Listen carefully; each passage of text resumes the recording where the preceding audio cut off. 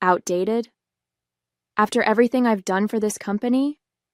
I stared at James in disbelief, my voice barely audible in the suddenly silent conference room. "It's nothing personal, Ariana," he replied, his eyes not quite meeting mine.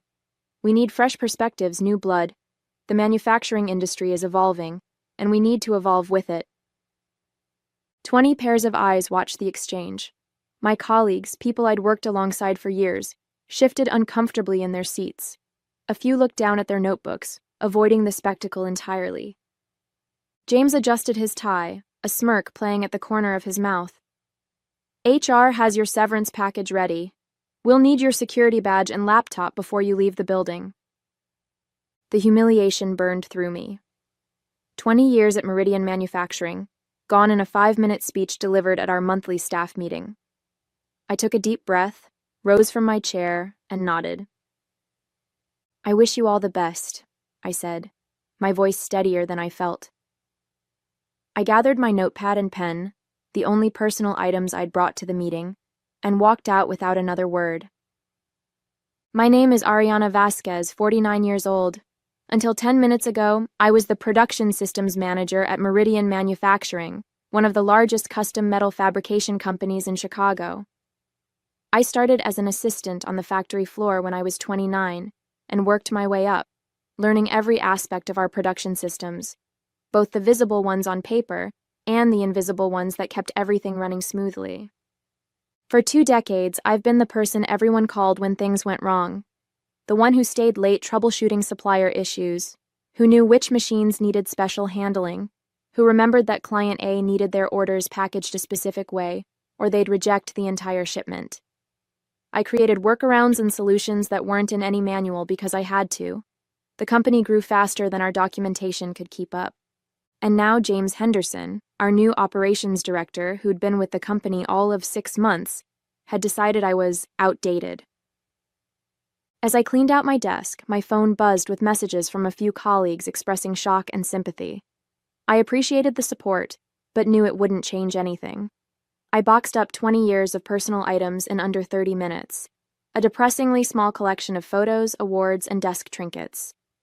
On my way out, I passed Denise from accounting, who gave me a quick hug and whispered, "This is crazy.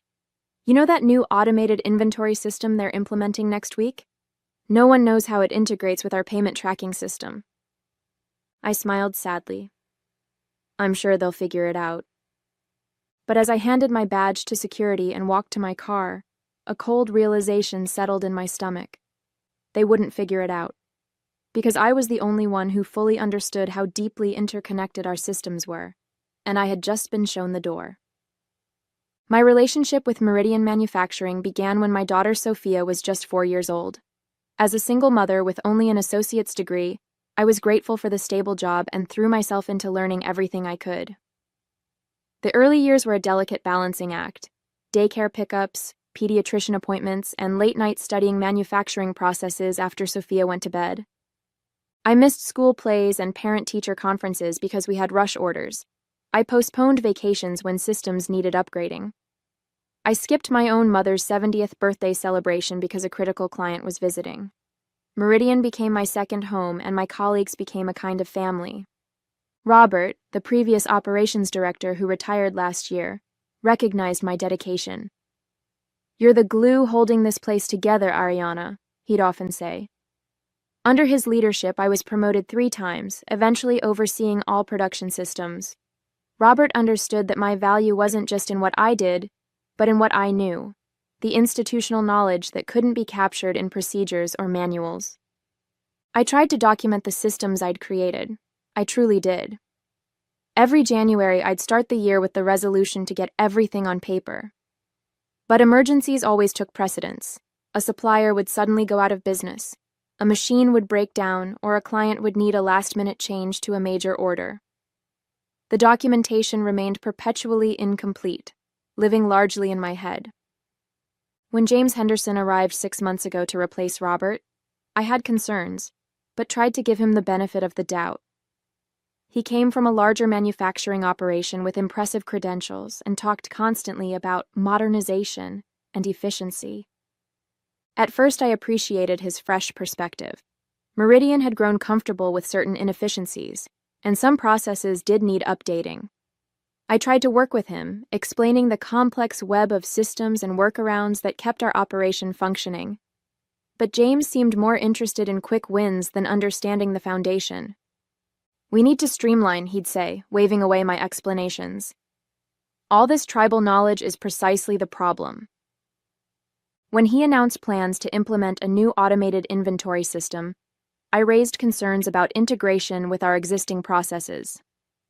"Trust me," he said, "this new system will make everything more efficient." I noticed how he started excluding me from strategic meetings, how younger employees with less experience but more technical degrees were suddenly being given projects that would normally fall under my purview, how my suggestions in meetings were frequently dismissed or interrupted. Still, I never imagined he would fire me. Not when I was the only one who understood how all the pieces fit together. Not when I had given the company 20 years of my life. That was my first mistake. 3 days after my termination, I was still in shock. I'd spent the time updating my resume, though it felt strange to condense 20 years of experience into bullet points. Sophia, now 24 and living in New York, called daily with encouragement and apartment listings in the city, suggesting maybe it was time for a change of scenery. "You've spent your whole life in Chicago, Mom.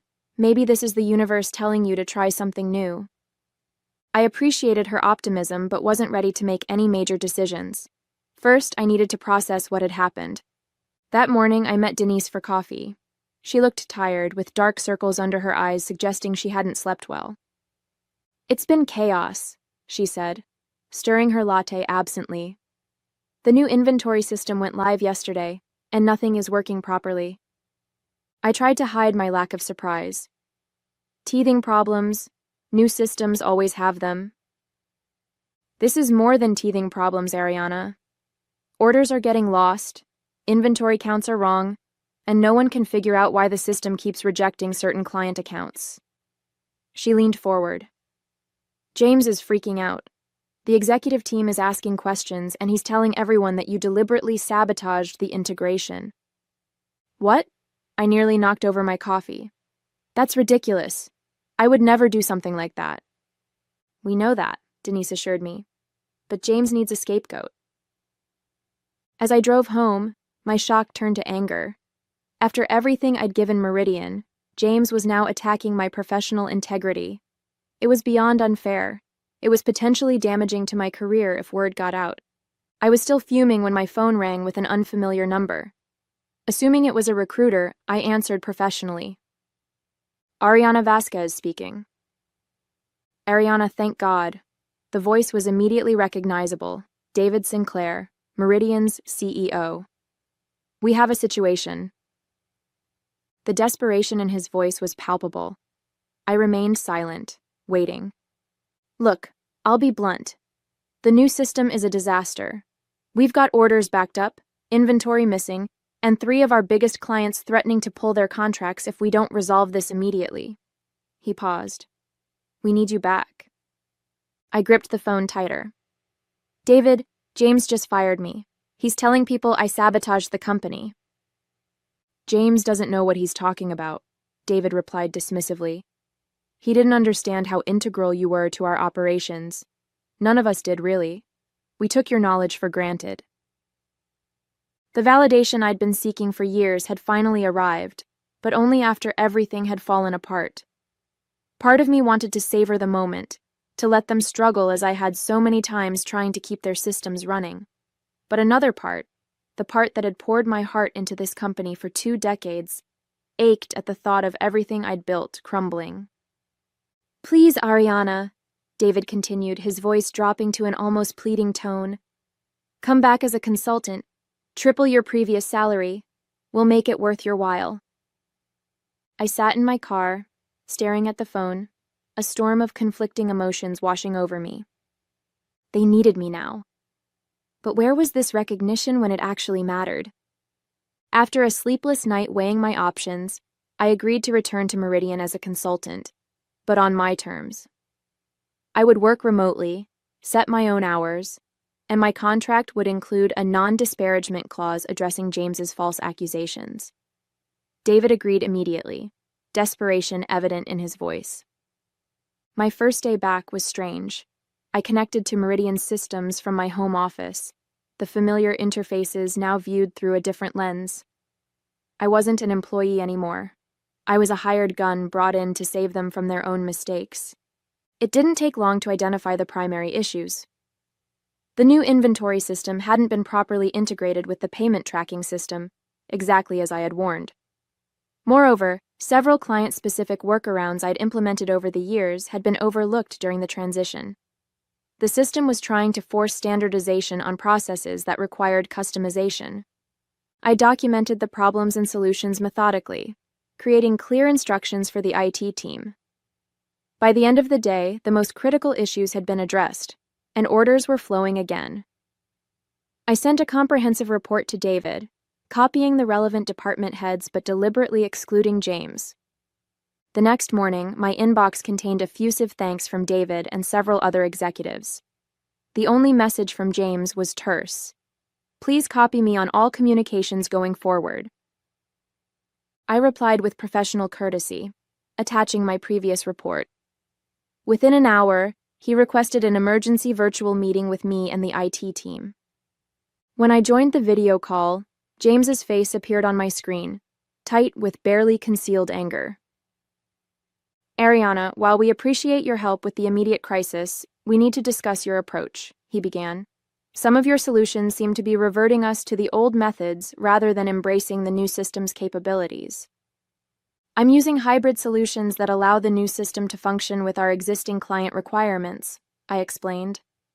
Many of our major clients have specific needs that the standard system doesn't accommodate. James shook his head. That's exactly the problem. We've invested in this system to standardize our processes. If we keep making exceptions, we'll never modernize. One of the IT specialists, Tom, unmuted himself. James, Ariana's approach is working. The critical errors have stopped, and we're processing orders again. Temporarily, James insisted, but it's not sustainable.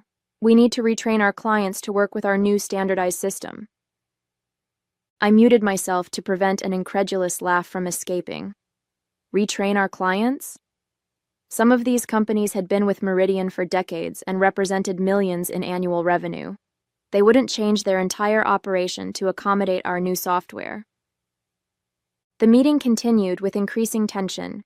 James kept pushing for his vision of complete standardization, while the IT team grew visibly uncomfortable with his dismissal of practical solutions.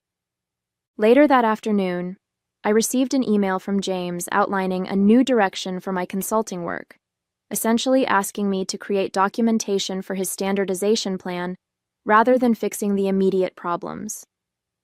It was a thinly veiled attempt to sideline me while still having access to my knowledge. I wrote a carefully worded response, copying David and the department heads, explaining why this approach would likely result in losing several major clients. I included revenue figures and contract terms to support my position. Within minutes, David called me directly. Ariana, ignore James's email. Continue with your current approach. You have my full authority. It was a small victory, but I knew it was temporary. James wouldn't simply accept being overruled. He would find another way to assert control and push me out again. That evening, as I reviewed system logs to track down a persistent error, I discovered something unusual. Someone had attempted to modify several key configuration files the night before I was fired. The timestamps matched a time when most employees would have been gone, but the building access logs would show who was present. I needed those logs, but requesting them would alert James that I was investigating. I needed to be clever about this. The next day, I called Denise under the pretext of needing clarification on some accounting workflows. Our conversation meandered naturally to the topic of the building's new security system installed last year. It's been a nightmare, Denise sighed. We have to badge in and out of every section, and it logs everything. HR uses it for time tracking now. That sounds tedious, I sympathized. Who manages those logs? Is it still building services? Or did they move that to IT? Neither. Everything's cloud-based now. Department heads can access their team's logs through the admin portal. This was exactly what I needed. Access to those logs would show who was in the building the night before my termination. Interesting, I said casually. Hey, since I'm working remotely, could you send me a link to that admin portal? I might need to check when certain team members were working on specific projects. Once Denise sent the link, I realized I needed login credentials. As a consultant, I no longer had admin access. I considered asking David directly, but worried it might raise questions about my intentions. Instead, I tried my old credentials on a hunch, and they worked. In their haste to bring me back as a consultant, IT had reactivated my previous access levels without adjusting the permissions. What I discovered in the logs sent a chill down my spine. The night before my termination, James had been in the building until nearly midnight, highly unusual for an operations director who typically left by 6 p.m. More importantly, he had accessed the server room using his badge. This coincided exactly with the system logs showing configuration changes. But why would James modify system configurations? He wasn't technical, and such changes would normally be handled by IT. I dug deeper into the system logs and found that the modifications were subtle but significant. Changes that would cause the new inventory system to fail in specific ways when integrated, but only under certain load conditions. The kind of failure that wouldn't appear in testing but would emerge catastrophically in production. The realization hit me like a physical blow. James had deliberately sabotaged the system, knowing it would fail after my departure. But why? What could he possibly gain from creating chaos? I spent the next 2 days discreetly investigating, careful to maintain my consultant duties while pulling on this thread. The picture that emerged was disturbing. Before joining Meridian, James had worked for Vertex Manufacturing, our largest competitor. His LinkedIn profile mentioned it briefly, but downplayed the connection. Further research revealed he had maintained stock options in Vertex even after leaving. Emails I accessed through my reinstated credentials showed James had been quietly advising several of our biggest clients to consider alternatives in the wake of our system problems. In one particularly damning message, he suggested Vertex specifically, noting their superior reliability. The truth was breathtaking in its audacity. James hadn't fired me because he thought I was outdated. He fired me because I was the only person who could prevent his sabotage plan from succeeding. He was deliberately tanking Meridian's operations to drive clients to Vertex, clients he had insider relationships with, clients whose business would significantly increase the value of his Vertex stock options. I sat back in my chair, heart pounding. I had evidence of corporate espionage and sabotage, but bringing it forward would be risky. James was still an executive with significant influence. If I mishandled this, he could twist it to make me look vengeful or desperate. I needed to be strategic about how I exposed him, and I needed to be absolutely certain of my evidence before making such serious accusations. The question was, how far was I willing to go to protect a company that had discarded me after 20 years of loyalty? The answer came to me that night as I stared at my ceiling, unable to sleep. This wasn't just about Meridian or my wounded pride. It was about the hundreds of employees whose livelihoods depended on the company's survival. People like Denise, who had worked alongside me for years, or Tom from IT, who was putting his kids through college with his Meridian salary. I needed irrefutable evidence and a plan to present it that couldn't be dismissed or buried. James had allies on the executive team, people he'd charmed during his short tenure. Going directly to David might not be enough if James could convince others I was fabricating claims out of resentment. The next morning, I created a secure folder containing all the evidence I'd gathered, the system logs showing the sabotage, the building access records showing James in the server room, and the emails to clients recommending Vertex. I encrypted it and stored it in multiple locations, including sending a copy to my personal lawyer, with instructions to open it only under specific circumstances. Then I set a trap. I identified the next likely target in James's sabotage plan, the production scheduling system, which was due for integration with the new inventory system the following week. If he followed his pattern, he would need to make modifications soon. I quietly implemented a monitoring protocol that would alert me to any unauthorized changes, capturing detailed logs of the activity. For 3 days, I continued my consulting work while waiting for the alert. On the fourth night, at 11:23 p.m., my phone buzzed with the notification I'd been expecting. Someone was modifying the production scheduling system's core configurations, and the monitoring protocol was capturing everything, including a video feed from the server room's security camera that I'd managed to access. The footage clearly showed James working on a server terminal, his face illuminated by the screen's blue glow. I watched in real time as he systematically inserted errors into the system, errors that would cause catastrophic failures once the integration went live. I immediately called David, regardless of the late hour. "I need you to come to the office right now," I said, foregoing pleasantries, "and bring the head of security. James is in the server room sabotaging the production system as we speak." To his credit, David didn't question me. "I'll be there in 20 minutes. I forwarded the live security feed to David's email and then called Tom from IT, who lived closest to the office. "I need a favor," I explained. "Can you go to the office and make sure James doesn't leave the server room before David and security arrive?" While waiting for confirmation that James had been caught, I compiled my complete dossier of evidence and sent it to David with a detailed explanation of what I'd found. I included the connection to Vertex and the communications with clients. Just after midnight, David called. "We've got him," he said, his voice tight with anger. "Security is escorting him from the building. The police have been called." I exhaled slowly, tension draining from my shoulders. "You need to secure his computer and phone immediately," I advised. "And contact those clients he's been communicating with. There's no telling how many he's approached." "Already on it," David assured me. "Ariana, I don't know how to thank you. You've saved the company twice in 1 week." "I did my job," I replied simply. "The job I've always done." As I hung up, I felt an unexpected emotion wash over me. Not vindication or triumph, but a profound sadness. 20 years of my life dedicated to Meridian, and it had come to this. Saving the company from someone who had been there less than a year. But mixed with the sadness was something else, the dawning realization that I was finally free to choose what came next. The next morning, I arrived at Meridian's offices in person for the first time since my termination. The security guard greeted me with a surprise smile and a new visitor badge. "Ms. Vasquez, good to see you back." David met me in the lobby, looking exhausted but relieved. "Thank you for coming in.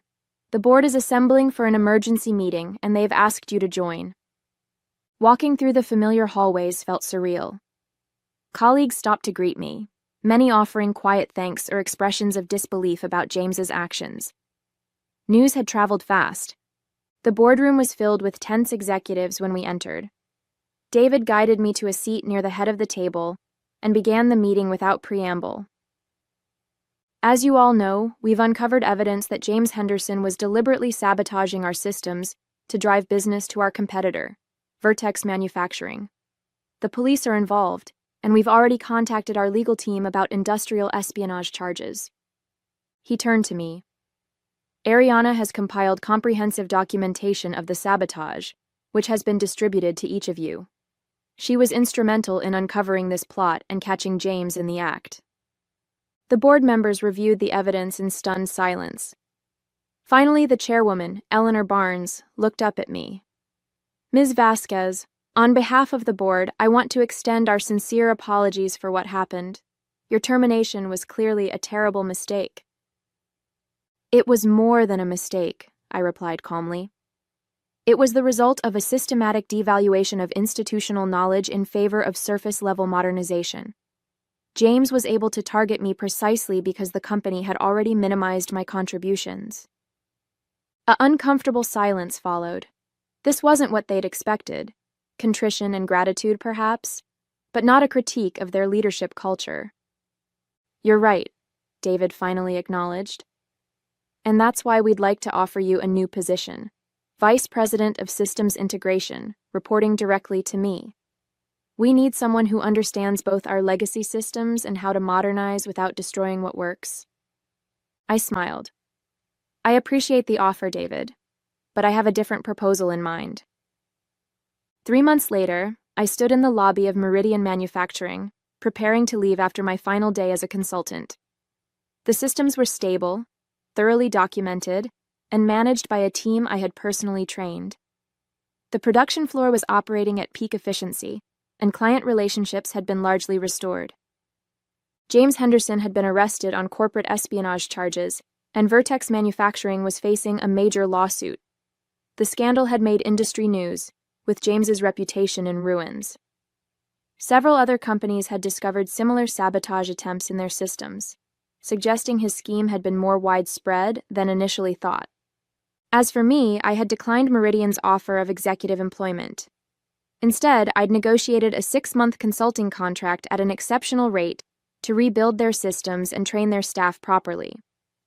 The experience had been cathartic, finally having the time and authority to document everything I'd created over 2 decades, to be recognized for my expertise, and to leave the company stronger than I found it.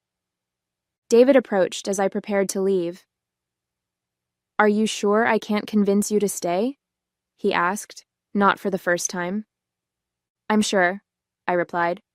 "You have my number if there's an emergency, but the team is well trained now." "And Vasquez Systems Consulting is officially open for business?" he asked with a smile. "With Meridian as my first client reference," I confirmed. "But not my only one. I've already signed contracts with 2 other manufacturers in the region." As I walked out of the building, my phone buzzed with a text from Sophia. "Apartment hunting this weekend still on?" I smiled and replied, "Absolutely. I'm thinking Manhattan might be nice." 20 years at one company had given me invaluable knowledge. The next 20 would be spent sharing that knowledge, on my terms, with proper recognition, and at a consultation rate that reflected my true value. Sometimes the best revenge isn't just proving them wrong, it's using their mistake to finally live the life you deserve.